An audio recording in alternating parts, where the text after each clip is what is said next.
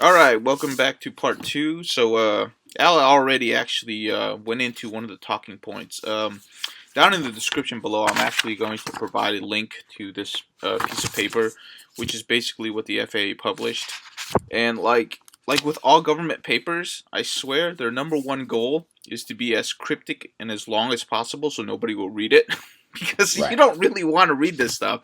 So No. what so what we're going to do is we're going to break it down to some of the more important talking points. Al already kind of touched on one of them, which is in order to build this thing, it's going to cost $383 million, which is going to come out of our pockets, with the hobbyist Taxes. pockets. Yeah, Yeah. they're gonna. Hopefully it's not just the regular tax money. Right. Well, so there's that. Okay, there's some money that we're gonna have to pay. That's the whole registration thing, right?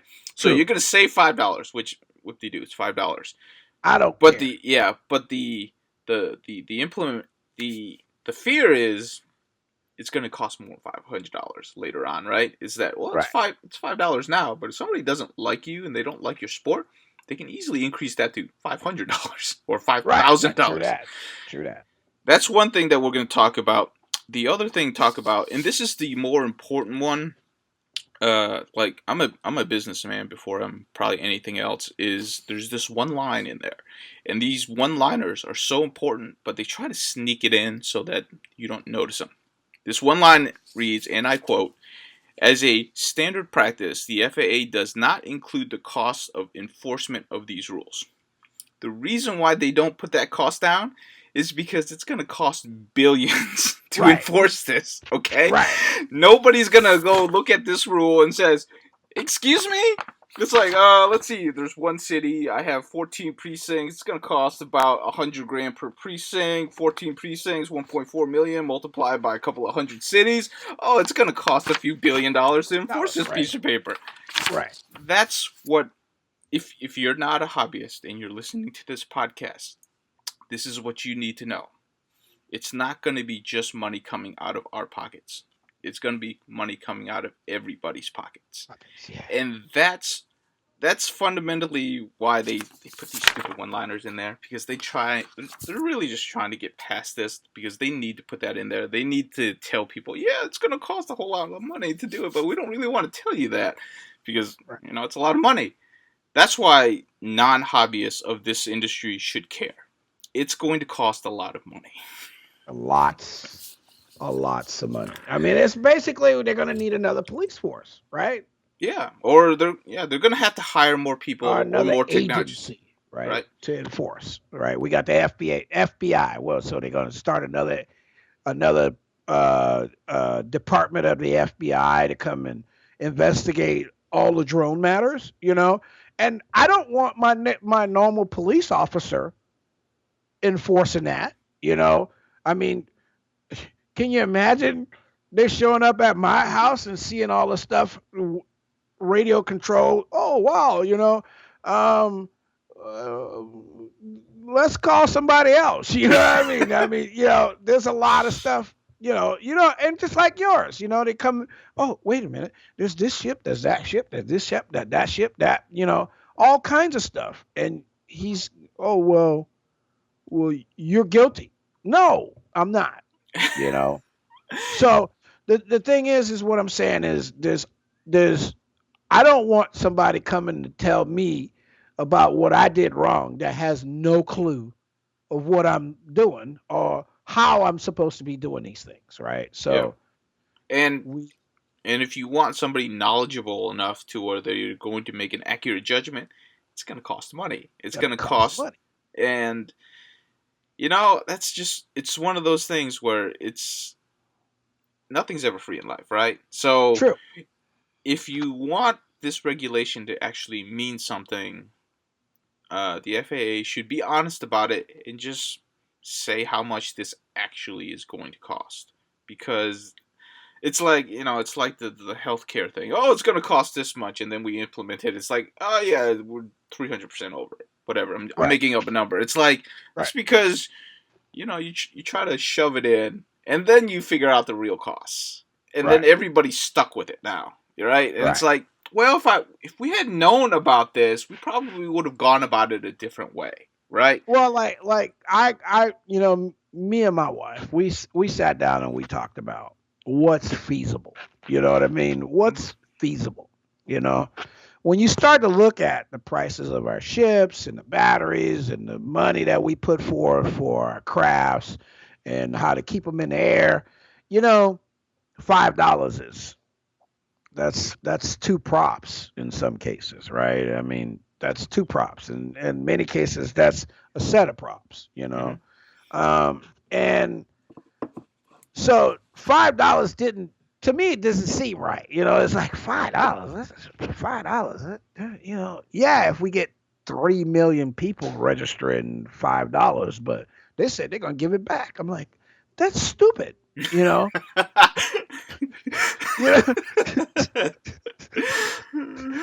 Wait a minute, wait a minute. They go, why would they give back the $5 if wait a minute, this don't make no damn sense. You know, they gonna ask me for $5 to register.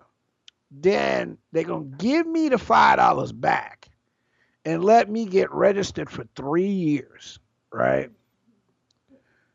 And who's gonna pay for it the next time?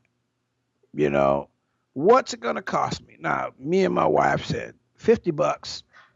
You know, we pay 50. Well, this year we'll be paying $78.25 for AMA, right? Right. I believe that's the price. Um, we we we're okay with paying that because that's a product that we get Yeah. for It's that fee, insurance. right? Yeah. It's insurance.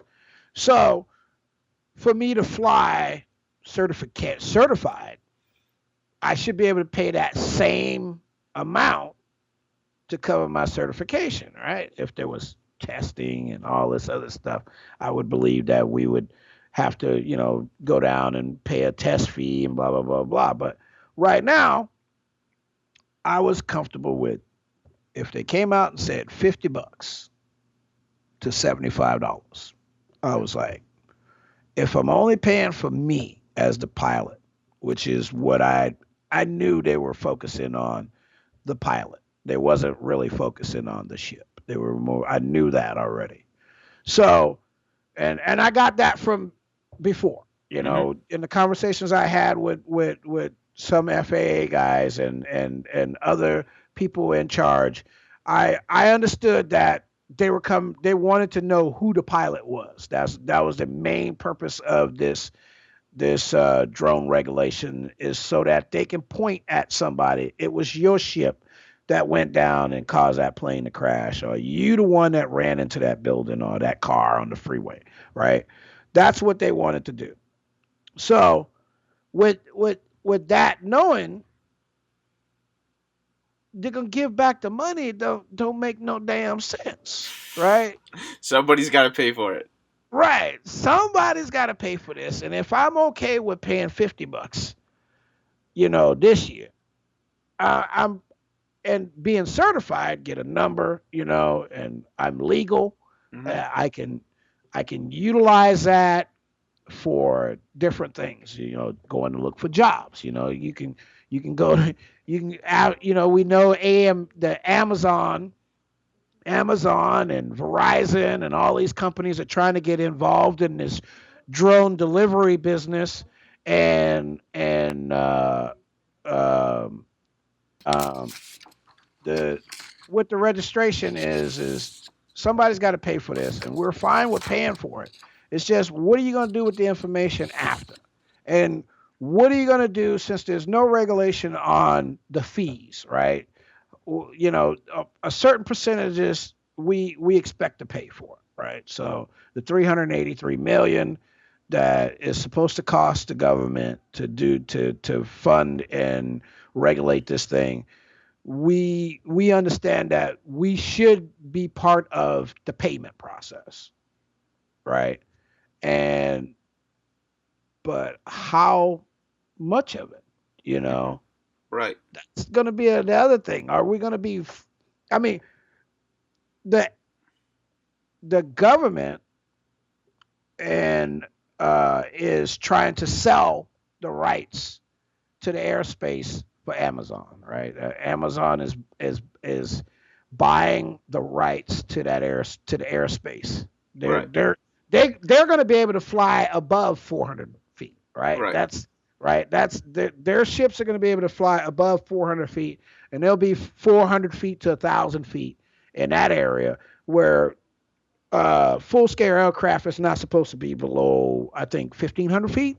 I can't remember exactly what the minimum air altitude is for Yeah. It. full Yeah. scale. I think it's either 1,000 feet or 1,500 feet. I can't remember what the minimum limit is. But so Amazon is going to be Yeah. vying for that space in between the modeler's spot Hmm. and then the full scale, right? So Amazon, Verizon, they're trying to get in control of that airspace. Yeah. That is where I believe is the big money. It's true. That's where I believe part of this regulation is coming from. Is because they want to knock us completely. They want to keep us. Oh, your ceiling is 50 feet. No, it's not 400 feet. We don't want you inside the airspace when we're flying our drones around to deliver some medication or, drop a set of earrings off at some at one Hey, at Wai Lam's house because he did something and he got to make up to his wife or something. You know I what I need this mean? in 4 hours, or I'm out of the house. Right. Can I get this today? I'm trying to make up for missing out on my anniversary or something. I don't know what the situation is, but these people are buying and spending money to get to use that airspace. Right. And the less that we function as a community, the more their influence is going to be interjected onto our Yeah. hop, So right? yeah. So this is an interesting topic, and it's just something that I just want to briefly touch upon because it's actually a really complex subject. Because when you're dealing with airspace and basically leasing or buying airspace, it's actually in the United States, especially around cities. It's highly contested and it's very competitive. Okay, we have a lot of planes moving in and out of airspaces around cities because we move a lot of people. So when FedEx, yeah, UPS, all those companies. all those companies, and passenger airplanes. Right. So when you talk about airspace, you're really talking about a lot of regulations and a lot of money. So and it's hotly contested, and we're talking about us, who $500 is a lot of money, and then you have like American Airlines where they're bidding on millions, multi millions, potentially even billions of dollars to get Right. that airspace to make sure that they have there's a lot of money floating around. That they can operate, that they Yeah, can they they have can to they operate. can test planes. I mean, the Nevada test site down there, for airplane tests that they do flights, experimental aircraft and stuff like that. And we have one out in Oregon too. We have experimental aircraft area here.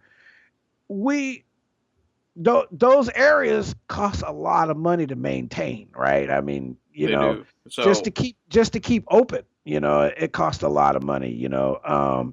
People are constantly trying to use up that national uh, uh, space property that we have all over the United States for certain little incidental testings and groups playing around with certain things. So those those those aircraft that they use out there, like Boeing just dumped a 747 out in Nevada, crashed it on purpose, and just to see what if another method of trying to take down a plane. That's what they were trying to do. hmm They're doing, and a lot of this industry is starting to develop around we've had the bombing and we've had the San Bernardino thing, and um, we're starting to get an idea how normal these things are going to be in the future because we can't fully protect. My dad always said this: if somebody really wanted to kill you or me, Yep.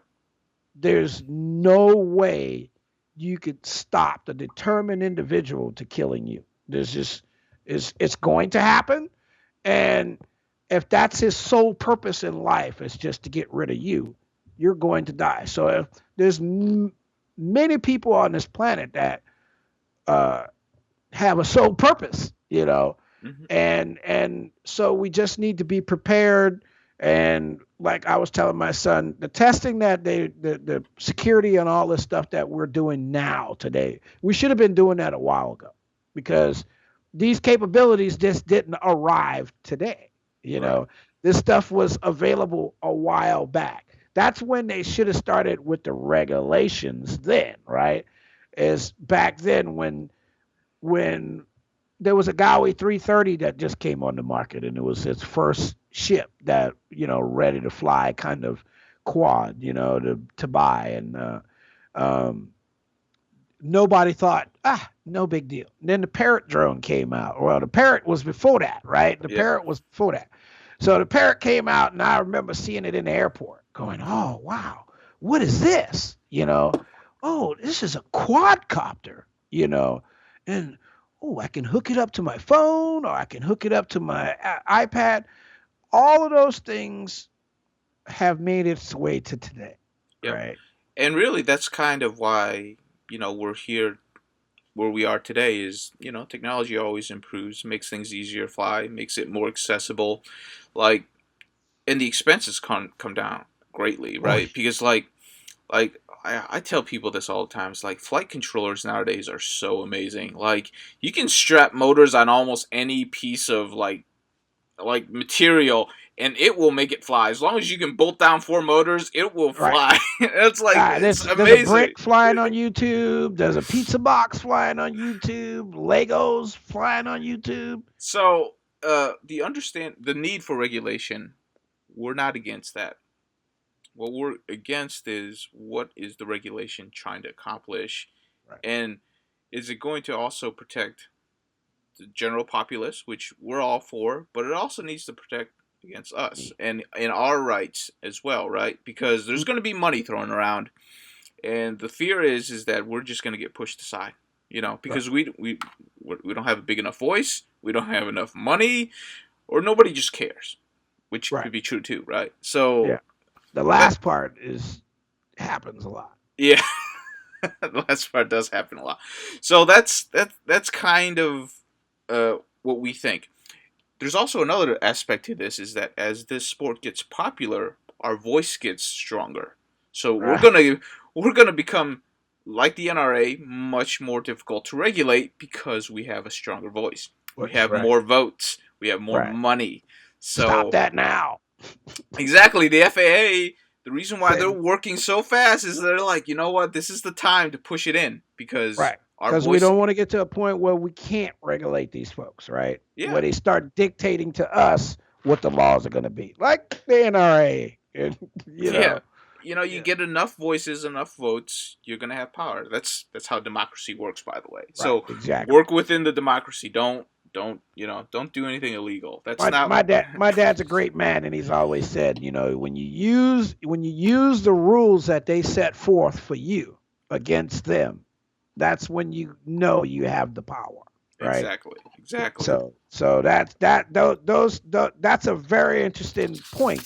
But when you use the laws, they wrote the laws, but they don't fully understand the laws themselves, right? So the key is to use the law against them. But in this case, there's a lot of stuff that's written, and you don't see it until you have somebody that knows how to read a document, or someone that says, "Hey, wait a minute. Now, what happens to this?" The biggest thing that I'm upset right now for the registration thing is, once you get this piece of paper, right? Once you file, you register, right? And you at the end of the registration, it says, what was it? It says acknowledgement of safety guidance. I will fly below 400 feet. I will fly within visual line of sight. I'm not doing that. Sorry. Wait a minute! I just registered. I didn't say anything about. I didn't see any of this stuff before I Right, registered. right. I'm like, wait, hold on, wait a minute. Now I will not fly over stadiums and sports events. Okay, Okay, makes sense. I get that. I will not fly over directly over people. Okay, that makes sense. I will not fly near emergency response efforts such as fires. That makes awesome sense. Okay, I totally agree with that. I will not fly near aircraft, especially near airports. Well, wait a minute now. Hold on, wait a minute now. There's a couple of us that have the privilege to fly on airports, right? I got a buddy of mine who lives on an airport. It's a private airport, but it doesn't say whether or not it's a full scale airport or an international airport. It says airports, right? So that doesn't differentiate between private airport or full scale or commercial or international. It doesn't say none of that. It just says airports. Yeah. So now I can't fly at his house. Well, it I, muddies I the love water. flying out there. Yeah, because for me, like I do a lot of DJI stuff because I'm factory certified with DJI. So Right. um I train at military airports. Like I'll actually go out and like we have Fort Knox down here, right? We're in Louisville, Mm-hmm. Kentucky. We have Fort Knox, and I actually some of the groundskeepers use DJI Phantoms to survey because like if you don't know Fort Makes Knox, so much sense, dude. That makes a lot of sense. like if you actually most people haven't seen Fort Knox, but if you've seen Fort Knox, that place is its own planet. Like it's self-sustaining. If the rest of the world blew up, Fort Knox is self-sustaining. It literally can sustain itself. It is Right. a functioning planet. Literally, I've actually toured it. It's pretty awesome. But the thing is, in there they have their own regulations for flying. And Mm-hmm. now, if I go in there to train, it's like, do I follow theirs? Do I follow yours? It muddies the water, and Right. because like they're very general about these things, and it's not very good. So I completely agree with you. Like some of these rules, like they'll just put it at you at the end. You're like, wait.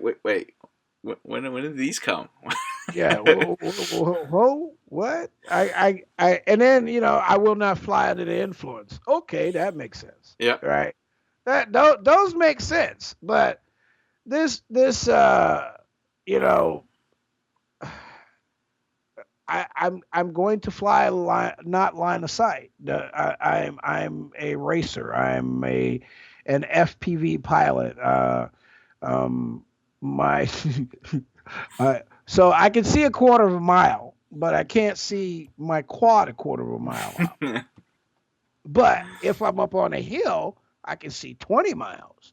So I mean, see here's where one of those instances, because they're not telling you whether or not it's with glasses hmm or whether or not it depends on your line of sight range, because depending on different altitudes your line of sight range becomes phenomenal, right? if you hmm if you're 1,000 feet up and you're on a hill and you're looking out over a valley that's 30 miles long, you can see the whole valley, Right. right?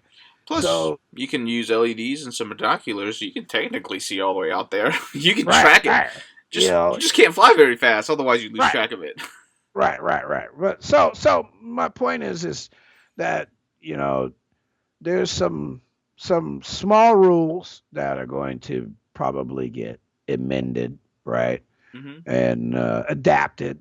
The problem is when does that happen? Well, when does that happen, and do I have a say in it? Because somebody just registered. Here are the rules, and it's like, oh, we're gonna add more rules. Where's your Right, voice? Where's your voice? Right? You just registered. You're in. Okay, they have your information. If they decide to say, oh, hey, we're only gonna allow you to fly 50 feet off the air, and you can't fly over 200 yards out. Like, where's your recourse to say no? I don't want to do this because you're right, registered. You're done. Right. Once you register, there's no backing out. Right. There's no taking your name off the No, site. You there's know. no So there's no recourse.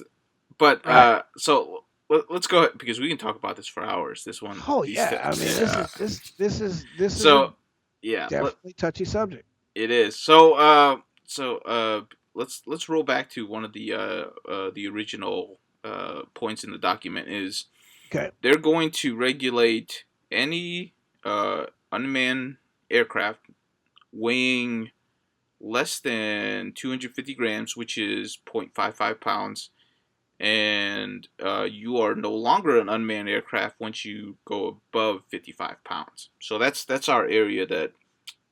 Well, actually, we can go below 250 grams easily, right? Right. But most of us don't fly like 55-pound UAVs uh, because they're really expensive. So the interesting point here is that, and you've already brought this up, so I'm just going to kind of expand on it, is that um, rules in which they try to regulate stuff like weight and stuff like that doesn't actually work because Right. the second you do this, I've already seen manufacturers come out with specs to have quadcopters that are going to be competitive racing under 250 grams, even with a battery on there. And Yeah. I mean, here's one right here. This thing is just about as phenomenal as you need to be in the racing category. This thing weighs, I believe it weighs 200 grams with the battery on.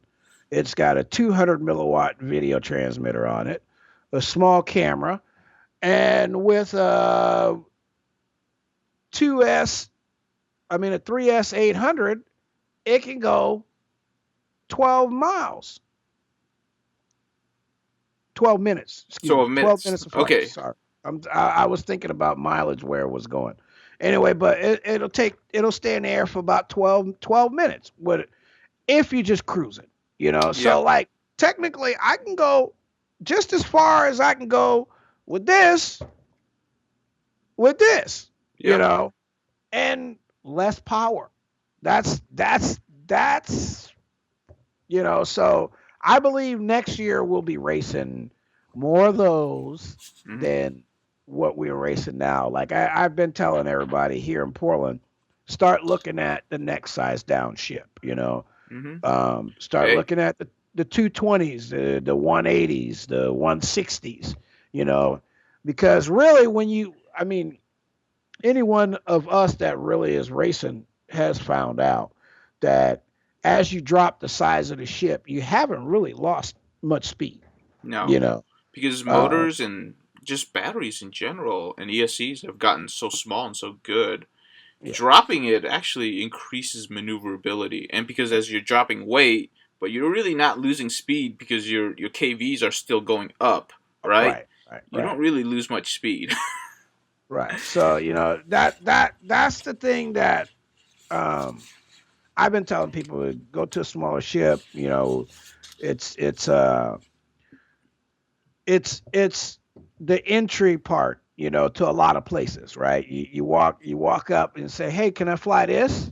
Exactly. Right? And It people go, looks like a toy. that's nothing. But you come out and you say, "Oh, can I fly this?" They go, "Whoa, That's a little let me larger. feel that." Yeah, yeah. Like, until oh, you there's some weight to that. until they see that thing take off and like hit 40, you're like, wait a minute, that thing can still hit 40. Right, right. But it's half the weight, and It's the mentalness of it. It's so like, oh, right. it's a toy because you can fit it in Yeah, your like hand. I take my Blade Nano with me, right? My Nano usually. That's usually the first thing I pull out when I get to a questionable part. I'll take that out and I'll fly it around and get about 200 or 300 feet out in front of me and fly it around.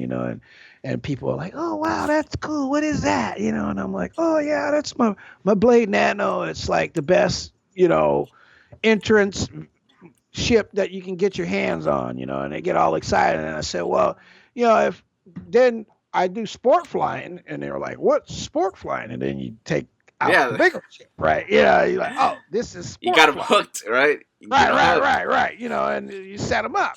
So you do that, and that's your way in, right? And they go, Hmm. "Oh yeah, well."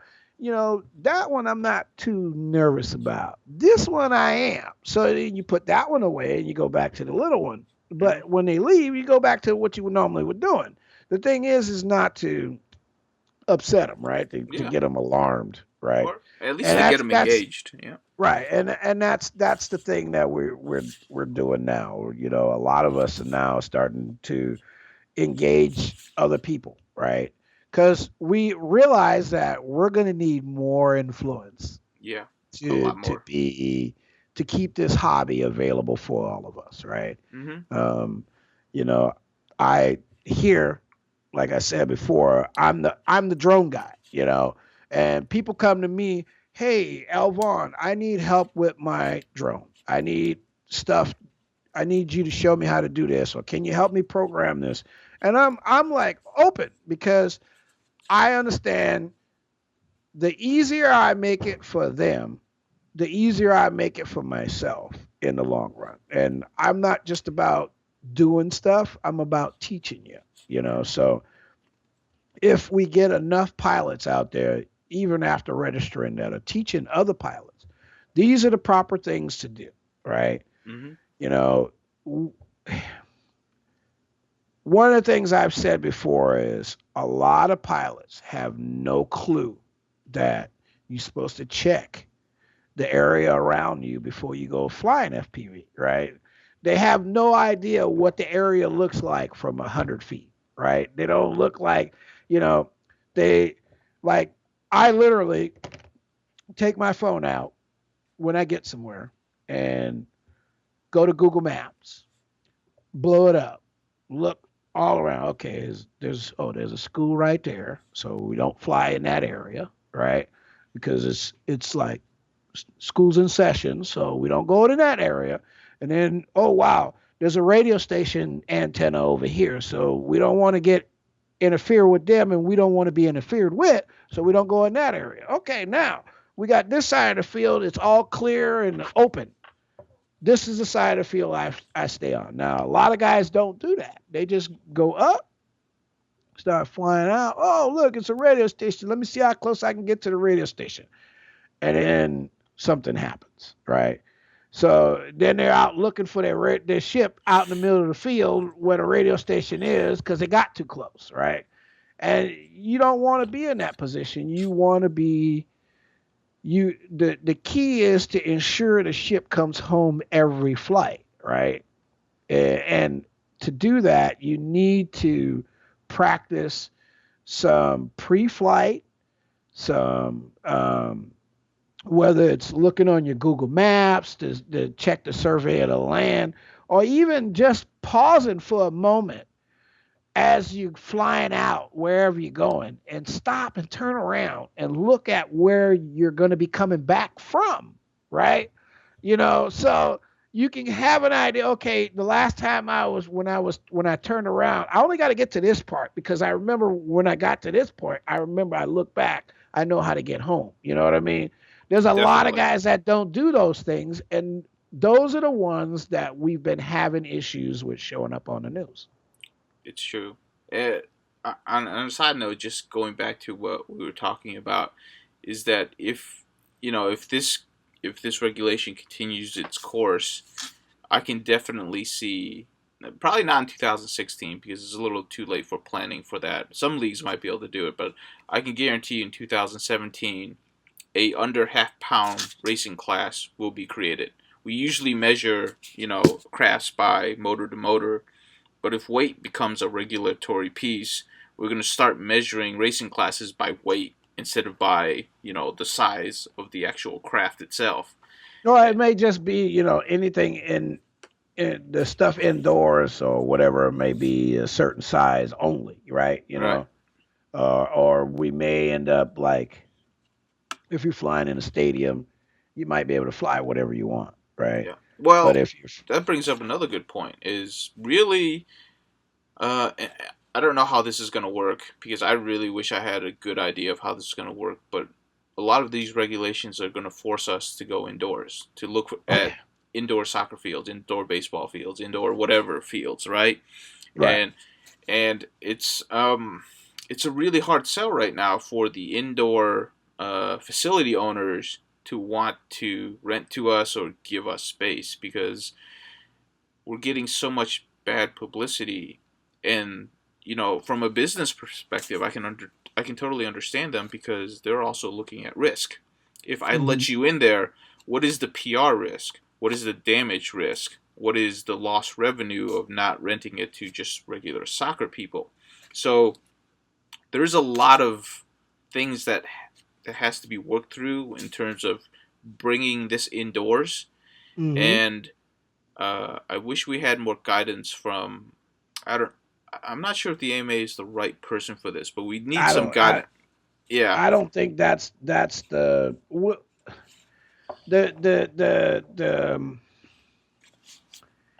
you know. Okay, so in Portland we have a big soccer arena.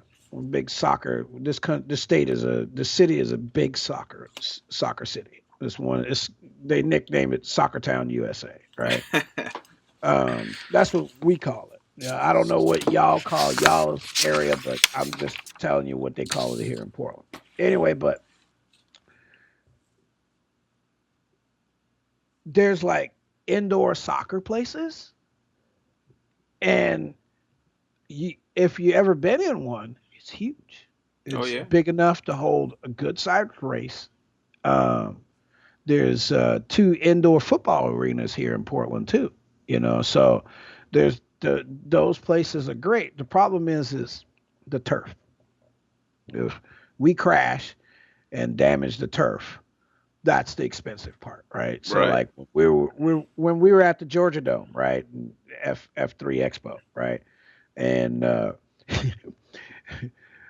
I forgot who it was, but somebody crashed and smoke started coming out of their ship, and they grabbed the fire extinguishers and stuff because it actually started to burn a hole in the turf, right? That's not good. Yeah.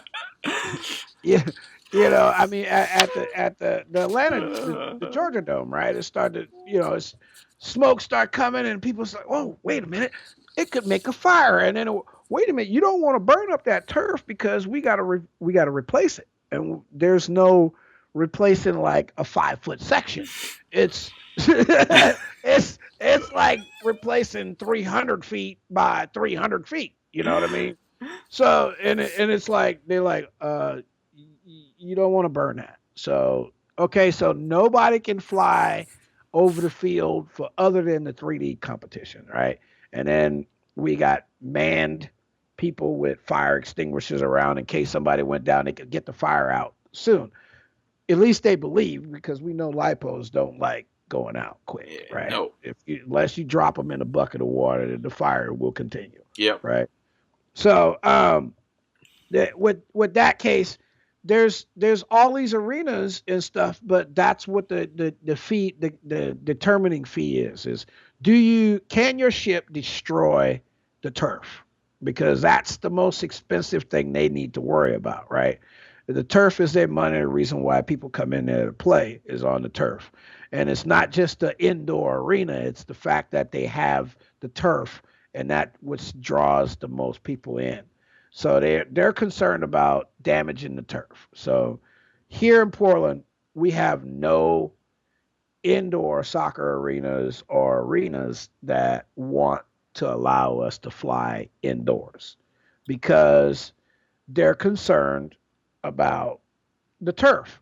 And I'm sure other arenas are concerned about the glass or the scoreboard or, you know, one of the things at Drones Nationals that I didn't get to participate was the going to the go kart track, right? Hmm. And flying at the go kart track. That would have been hilarious with me. But um, we can't do that here. The guys already said, there's rules why we can't do that. You got to stock the go kart track has to be stocked with employees, and there's nowhere for employees to hide. so so so the go kart track's like, oh nope, not happening. So that once we that's why we have these, right? We take these with us sometimes, and they help us get through the door.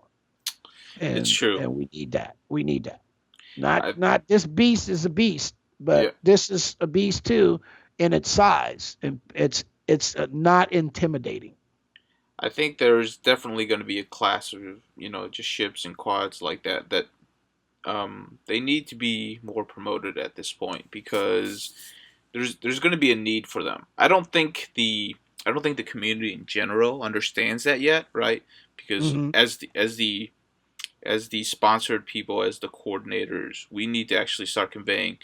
We need to stop thinking of this thing, right? This 100-mile-an-hour monster, and we need to Right. start thinking about, hey, let's try to get something in which is sustainable. Because right now, sustainable is not to be in the FAA airspace. Right. That's just, Right.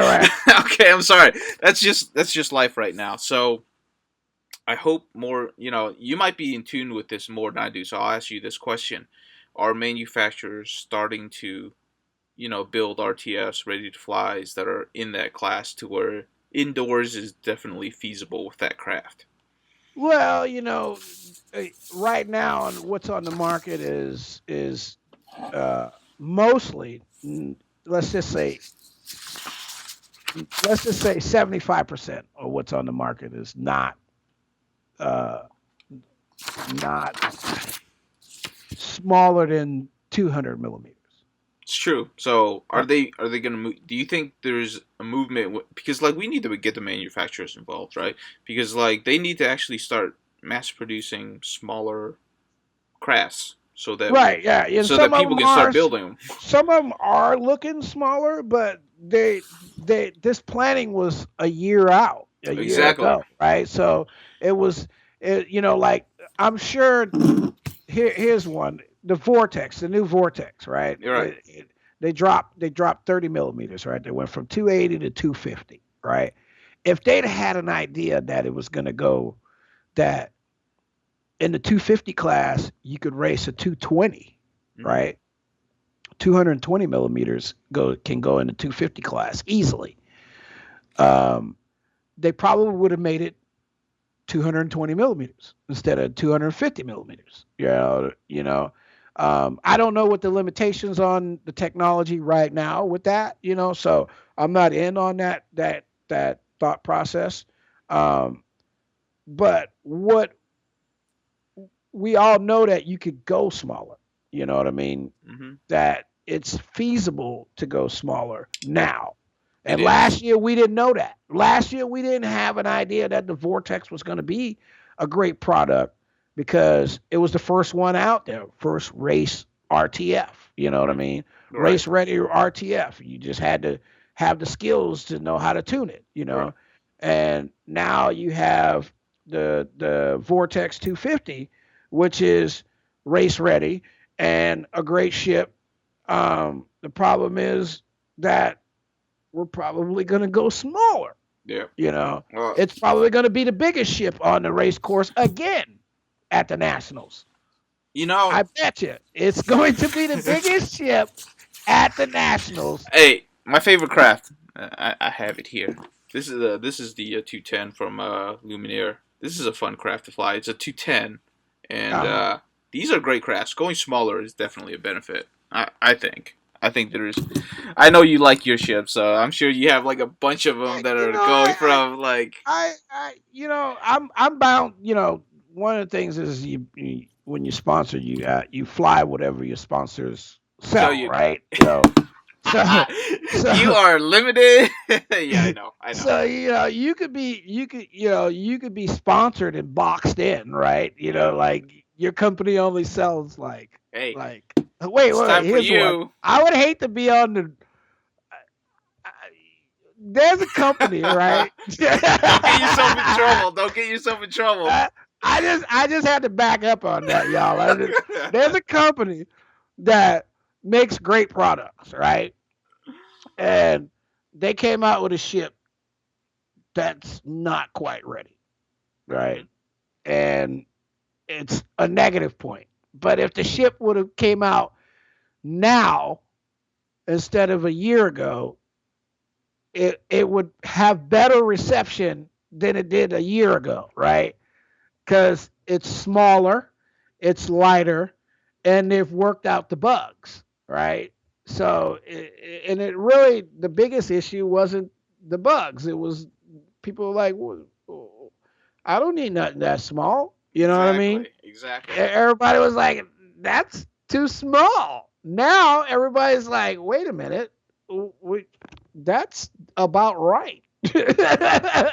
It's You true, know, right? so So so I mean, look at all the 180s out on the market right now. Look at, I mean, there's there's a I mean, huge number, yeah. everybody has a 180 now. I mean, And it's we're gonna need to go smaller too if you want to hit under 100 and right, right, 250 right, right. grams. Yeah, because a So 180 is what? My 180 was 200 was no, it was yeah, 260 something grams, 268, something like that. with or without the Naked, lipo, naked, naked. Yeah, naked.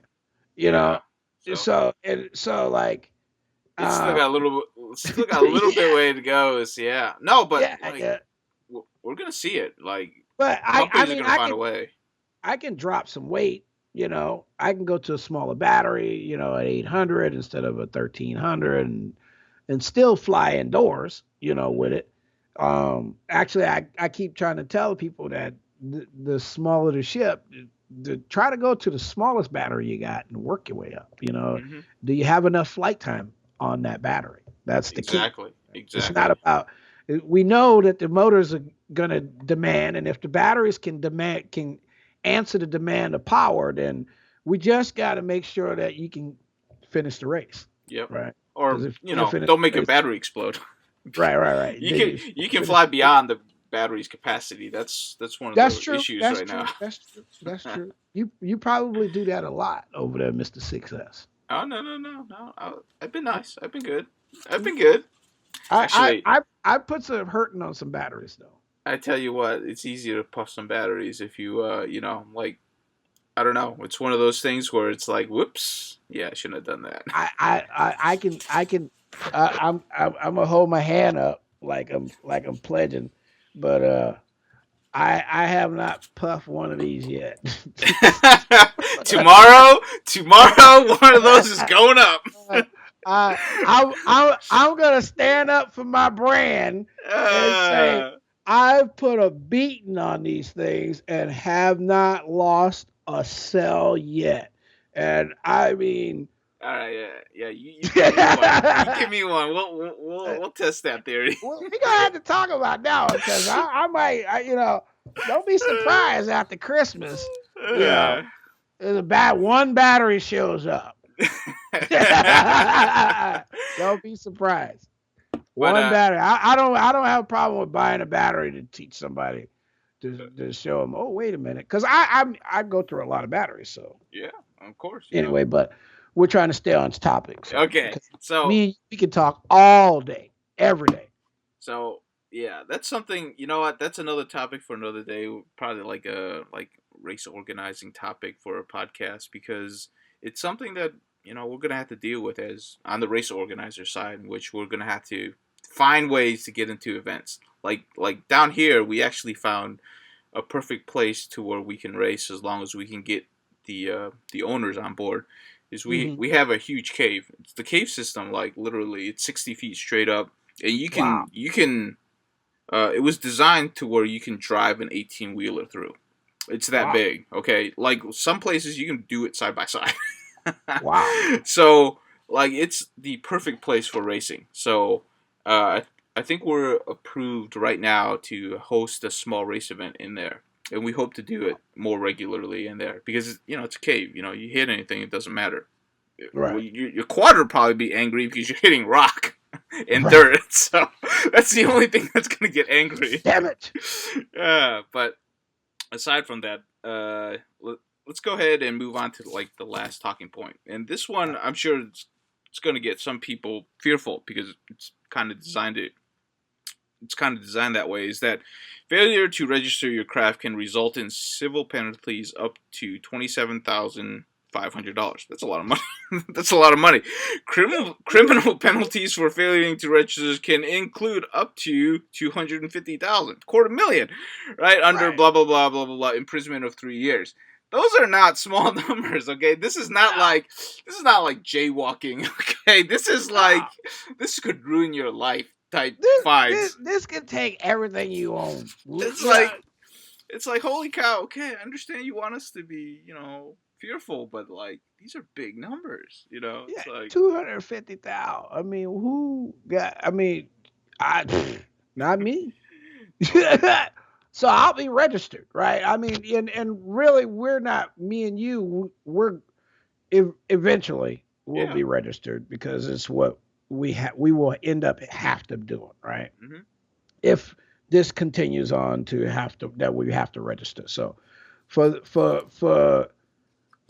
what I'm saying for me is even though I'm apprehensive about registering right now, I will register. The Same here. Yeah. though because I have to stay compliant with all the rules that I have to deal with, whether or not they're self-imposed, whether they're federal government imposed, whether they're sponsor imposed, whether they're race organizer imposed. We race with multi GP up here, and if they say you have to be registered, then there's another stipulation that you got to go that route, right? So it's going to be a tough call to make if you don't register because you're going to put yourself out of racing, out of I Yeah. mean, if that becomes part of the statutory of a race team, that you have to be registered part of the global alliance or whatever the hell it is. um, that's gonna be you're gonna be stuck doing it, and then your information will be on the website just like my information. But That's I true. really don't think that I'm not really worried about somebody coming to my house to get my multi rotors Hmm. or my wings or my Bixler or my Zephyr or whatever I decide that I'm flying that week. Um, I I think it's just the fact that the information is out there. Here in Oregon, for a long time, you could go down to the DMV and pay $200, $250, and get some CDs that had every license plate that ever was processed through the state of Oregon.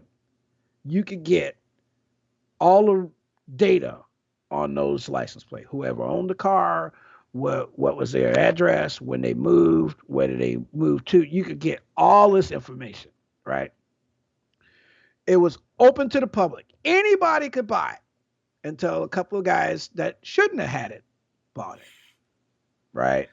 And then some people said, you know what, that's not right. And it was fixed. They stopped selling the information, you know.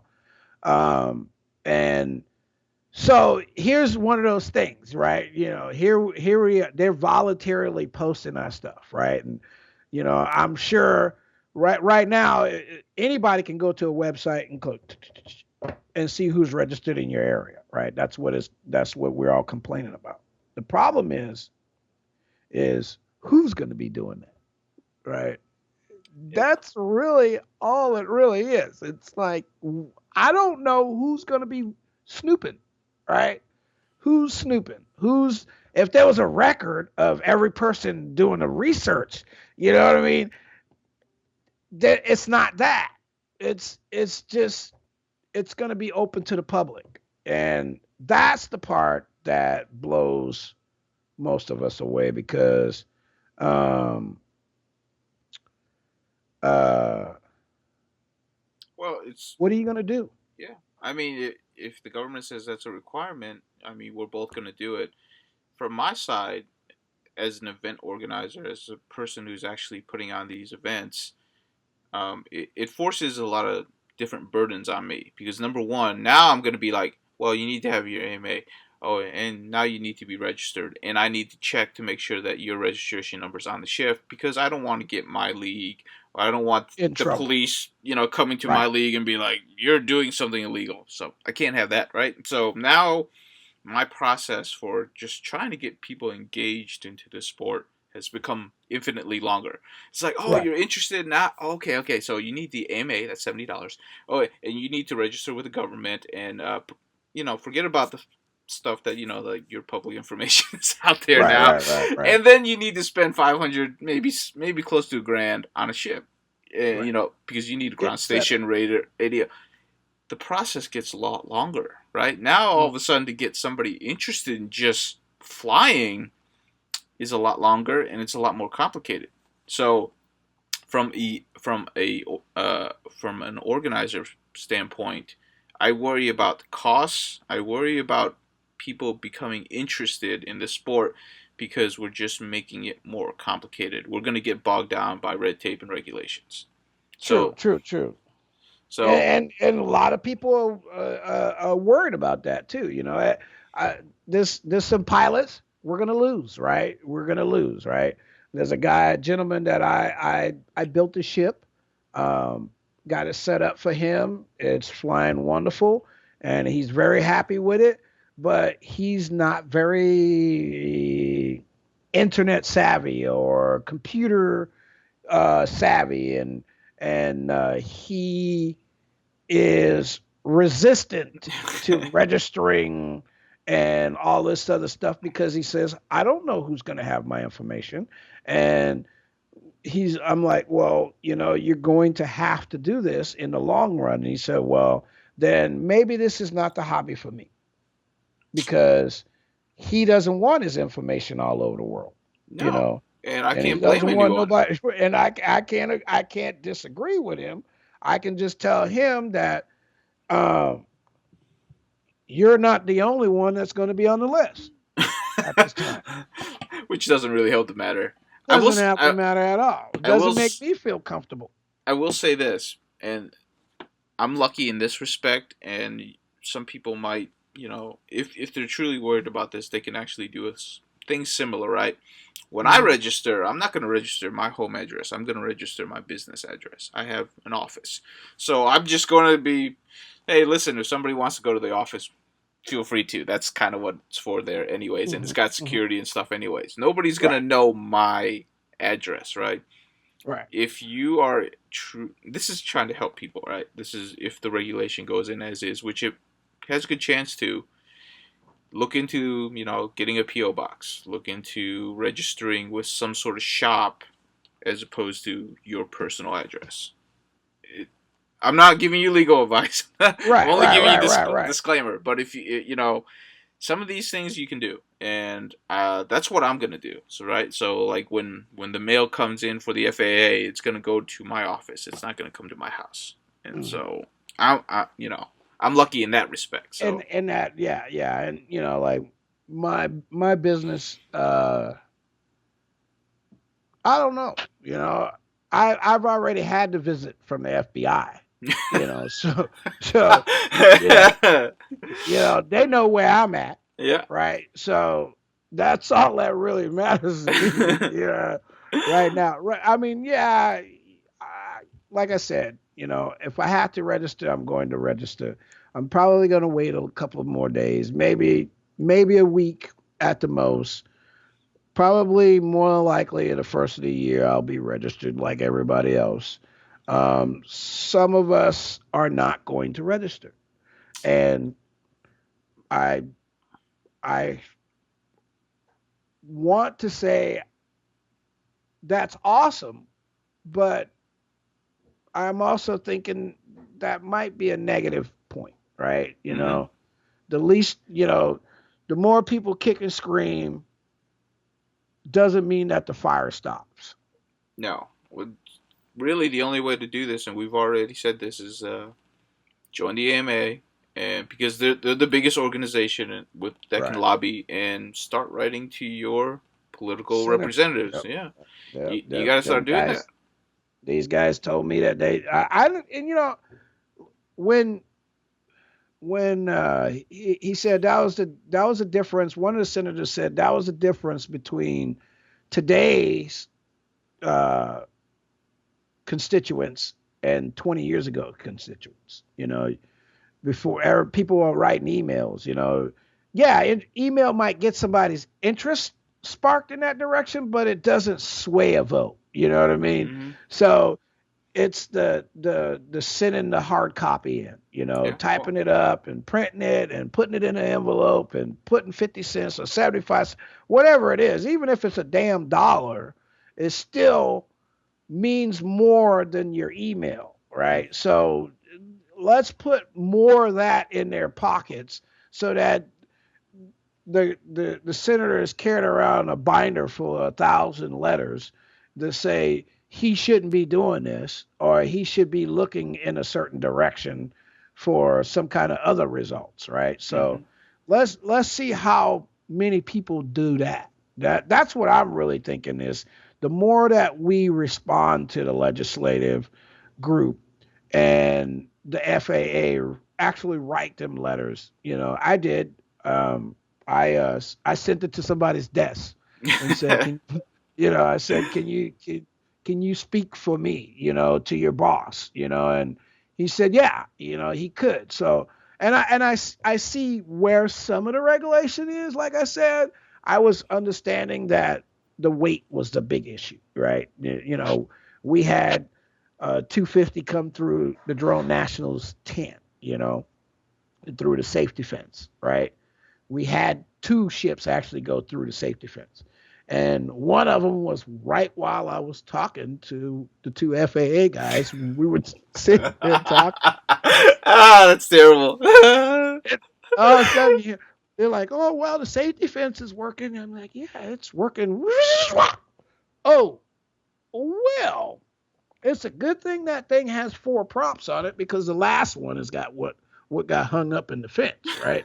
Because the other three were clearly on this side of the fence, right? Yeah. So they were like, "Wow, that's got a lot of energy in it." I said, "Yeah, we we probably will be going to a smaller ship soon because it's not feasible for the indoor arenas." And they were like, "What do you mean indoor arenas?" And I was like, "Well, soon it's going to get wintertime and no one's going to have a place to fly outside because it's going to be raining or cold and we're going to need to go indoors." And they were like, "So there's ships smaller than that?" Yeah, yeah, they're there.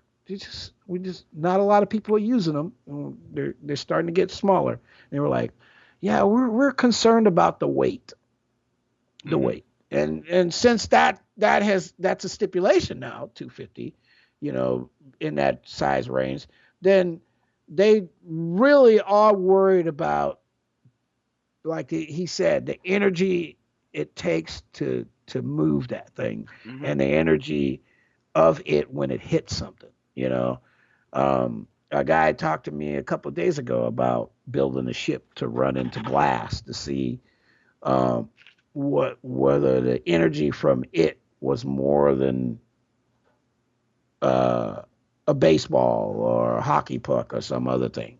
So Uh, trying so they can go to a few indoor arenas and go, "Hey, look, we've done some measurement. This object this small is less detrimental to your arena than the stuff that you already have here, right?"